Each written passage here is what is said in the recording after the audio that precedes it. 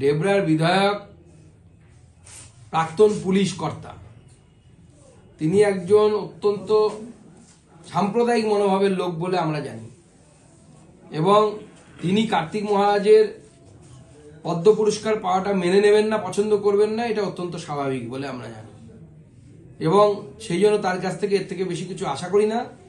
যিনি একজন গৈরিক বসন পরিহিত মানুষকে জঙ্গি বলতে পারেন, অথচ তিনি মুর্শিদাবাদে জঙ্গি খুঁজে পান না, দক্ষিণ 24 পরগনায় জঙ্গি খুঁজে পান না, উত্তর 24 পরগনায় জঙ্গি খুঁজে পান না, তাহলে সেই মানুষের মানসিকতা কতটা, পুলিশ অফিসার হওয়ার পরে, কারণ পুলিশ অফিসার যেহেতু উনি ছিলেন, ওনার কাছে সমস্ত ইন্টেলিজেন্স রিপোর্ট আছে কোথায় কোথায় জঙ্গি কার্যকলাপ হয় এই রাজ্যে ছিল, কিন্তু তিনি তার চাকরি অবস্থায় এবং চাকরির পরে একজনও জঙ্গি খুঁজে পাননি, আর এখন উনি একজন গৈরিক বসন পরিহিত মানুষকে জঙ্গি বলছেন।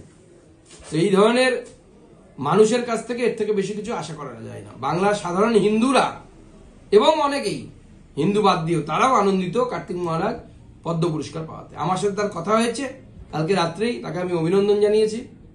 তিনি বলেছেন যে এই পুরস্কার উনি গুরু মহারাজ শ্রী যুগাচার্য পরমানন্দজি মহারাজের চরণে অর্পণ করবেন।